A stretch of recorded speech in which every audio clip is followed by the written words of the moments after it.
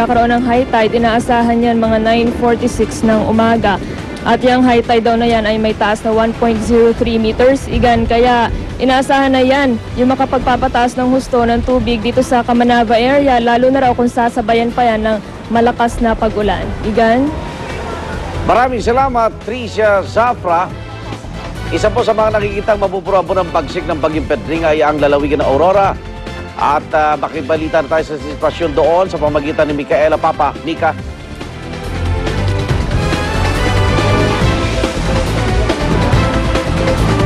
Mika. Igan, binabayo na nga ng napakalakas na ulan itong dinalungan sa hilagang bahagi ng Aurora matapos mag-landfall ang Bagyong Pedring ngayong araw. Ayon sa report ni Alex Ocampo, ang Provincial Administrator ng Lalawigan, ilang bahagi na nga ng Lalawigan ay nag-voluntary evacuation kagabi, kasama na dito ang Barangay Sabang sa Baler at ilang coastal areas sa Kasiguran, Aurora. At ayon din sa pahayag ni Mayor Vic Briones ng Dilasag, napakalakas na rin ng ulan at hangin sa kanilang bayan na nasa pinaka-northern part ng Aurora. At kahit nga itong northern part ng lalawigan ang sinasabing tinutumbok nitong Bagyong Pedring, nag-brown out na rin sa Baler na nasa bandang babang bahagi ng lalawigan. At may report din na yung Genesis bus line dito sa Dinalungan ay nagtigil na rin ng mga biyahe nila kaninang umaga papuntang Maynila. Kaya asahan natin na may mga ilang pasaherong na stranded dyan at antabayan na natin yung follow-up report dyan. Samantala, naipabalita na rin na isang mangingisda sa Barangay Sabang sa Baler ang nawawala simula kaninang umaga na nagngangalang Christopher Madhos at 37 anyos at hingi pa tayo ng karagdagang impormasyon mula dun sa Provincial Administrator tungkol nga dito sa nawawalang mangingisda. Sa ngayon ay wala pa naman, bukod kay Christopher Madhos ay wala pang napapabalitaan ang nangangailangan ng rescue. Yan muna ang latest mula dito sa Aurora. Balik sa Igan. Maraming salamat, Micaela Papa. At mga kapuso, may bago po tayong UH hotline kaugnay ng klase suspension para sa ating mga school administrators. Maaari po kayo tumawag sa 982-7777, local 1441 or 1443 kung gusto nyo po magsuspinde ng klase sa inyong eskwelahan. So dyan na po yung bagong number na tatawagan po ninyo. Samantala, wala na rin pong pasok sa STI College Caloocan Branch at sa St. Paul College sa Quezon City. Gayon din sa De La Salle College of St. Peniel. Samantala, dahil sa maalon din na dagat na dulot ng Bagyong Pedring, hindi na rin muna pinababiyahe mga sasakyang pandagat sa maraming lugar sa ating bansa. Sa tala ng Philippine Coast Guard, aabot na sa mahigit 3,000 pasahero ang stranded sa mga pantalan. Pinakamarami rito sa Matnog Port, kung saan aabot ng 1,000 katao ang stranded. Inalerto naman ang mga tauhan ng Coast Guard sa mga pantalan para bigyan ng tulong ang mga stranded na pasahero. Alright, ngayon may bagyo mga kapuso. This is it. Importanteng alam natin ang mga numero ng mga ahensya ng gobyerno para sa anumang sakuna. Dapat, katulad na sinabi ko kanina, lagi tayong I am ready. Para sa tayo ng panahon, maaaring tumawag sa Pag-asa sa numerong 443-8526. Matatawagan naman ng National Disaster Risk Reduction and Management Council sa 911-1406, 912-2665, 912-5668. Sa mga emergency situations naman, tandaan ang mga sumusunod na hotline. PNP 117, sa Coast Guard 527-6136, MMDA 136 or 882-4151 hanggang 77, Philippine National Red Cross 143 or 527-0000. Para naman sa problema sa kuryente, Meralco Hotline 16211. Sa tubig naman, tumawag sa Maynila ng 1627 or Manila Water 1627. Okay, samantala, una niyo pong nalaman kahapon dito sa unang hirit ang nangyaring panununog sa 12 bus ng Victory Liners sa Tarlac na mga armadong kalalakihan. At base sa inisyal na report ng pulisya, 7 armadong lalaki nga pumasok sa motor pool ng bus company kung saan nakaparada ang mga bus. Pati ang storage room, sinunog na rin ng mga salarin. Inakyat di umano ng mga suspect ang matataas sa pader ng garahe para pasukin ang compound. At disarmahan ang nakabantay na 4 na gwardya. Tinitina ang angulo ng panununog ang labor dispute daw sa kumpanya.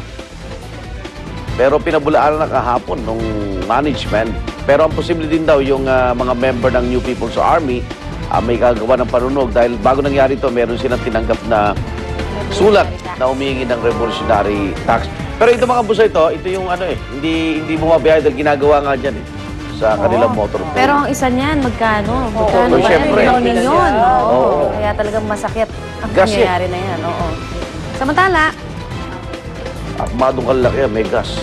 sa pagpapatuloy naman po ng kanyang working visit sa Japan, hindi lang bulaklak at panalangin ang inalay ni Pangulong Noynoy Aquino para sa mga biktima ng tsunami at lindol doon. Personal ding inabot ng Pangulo ang $1 milyong na donasyon mula naman po sa kanyang Presidential Social Fund. Bilang ganti raw ito sa kabutihan ng Japan na tumutulong sa tuwing may tumatama ring kalamidad sa Pilipinas at pagpapasalamat sa hindi pagbawas ng Japan sa kanilang overseas development assistance sa bansa kahit na may mga matinding trahedya na tumama sa kanila. Nakipagkita rin ang Pangulo sa Filipino community na nagmula pa sa 3 kalapit na prefectures o probinsya at dumalaw sa isang evacuation center kung saan pansamantala pa ring naninirahan ang ilang residenteng nawala ng tirahan. Hanggang Miyerkules ng hapon mananatili ang Pangulo sa Japan.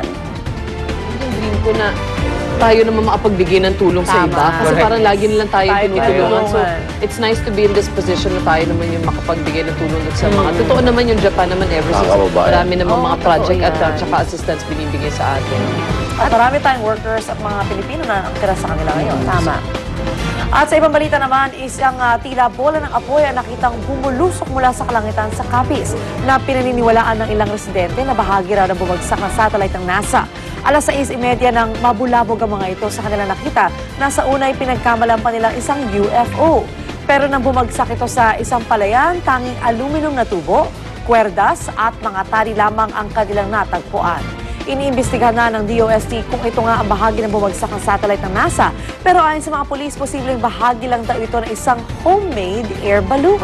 Made in China yan. Of course, or made in Taiwan, either or.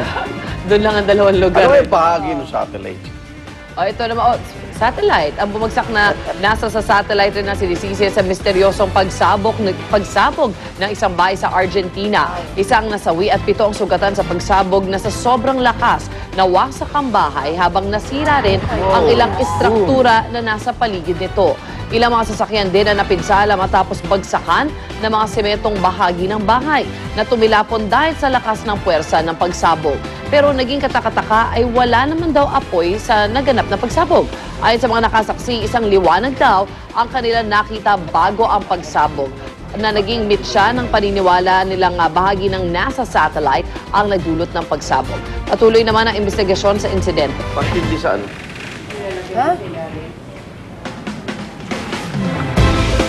Okay, kaugnay pa rin ang pagbabantay natin sa Bagyong Petring. Pakibalita tayo sa sitwasyon sa Baguio City. Dadaanan din po yan ng Bagyong Petring mamayang hapon. At doon nakatutok si Mark Zambrano. Mark. Igan, dahil nga inaasahan na nasa vicinity na ng Baguio City ang Bagyong Pedring mamayang hapon, unti-unti nang nararamdaman ang masungit na panahon dito sa City of Pines. Matinding lamig at matinding pag-ulan kasabay ng lumalakas sa bugso ng hangin. Yan ang sumalubong sa GMA News sa aming pag-iikot kanina dito sa Baguio City. Nakataas na ang Storm Signal number 2 sa Benguet at Storm Signal number 3 naman sa buong Mountain Province. Kaya naman naglaro sa 15 to 17 degrees ang temperatura sa reyon. Igan maipit na binabantayan ngayon ang mga bahay na nakatira sa gilid ng mga landslide-prone area. Ang mga kalye naman papunta at palabas ng Baguio City ay tinututukan na rin, partikular sa Cannon Road, na kilalang landslide-prone area na rin. Igan, sa ngayon ay nararamdaman natin ang malakas na buhos ng ulan dito kasabay ng napakalamig na panahon at kumakapal na fog na rin dito sa